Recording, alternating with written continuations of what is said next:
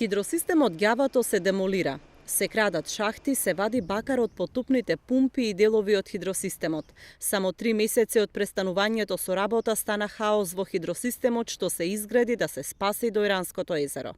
Вработените се уште доаѓаат на работа, пријавувале на надлежните во Министерството за животна средина, во полиција дека се распаѓа системот, но досега никој не презел никакви мерки. Ѓавато премолчено е оставен да се уништува.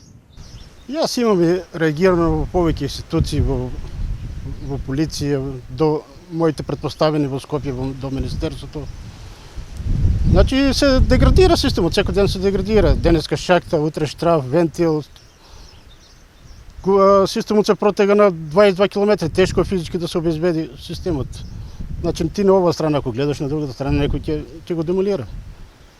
Значи, од ден во ден, мислам, се деградира. Секојдневно се деградира системот. Од Министерството за животна средина и просторно планирање информираат дека месечните сметки за електрична енергија на системот до лани биле околу 60.000 евра, а со покачувањето на електричната енергија од октомври станале над 300.000 евра за еден месец.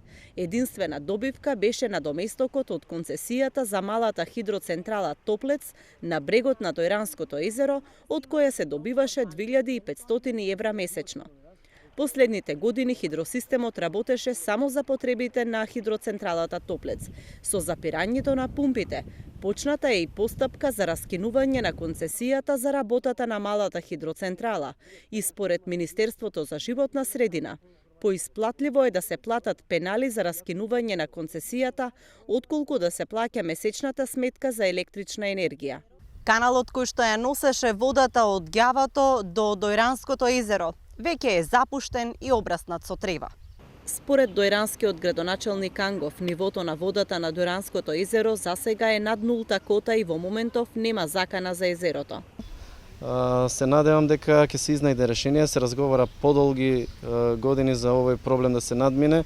Требаше да премине и под колекторски системи Охрид, по тоа јавно предпријатие, но отпадна таа идеја. Ќе разговараме и понатаму заедно со градоначалникот на Богданци, со Министерството да видиме да изнајдеме решение, бидејќи навистина тој хидросистем е штета да пропадне и сакаме да го оставиме во функција, но да се користи тогаш кога ќе е потребно, не да се користи во секој момент од годината. Хидросистемот е изграден во 2001 година како јавно предпријатие.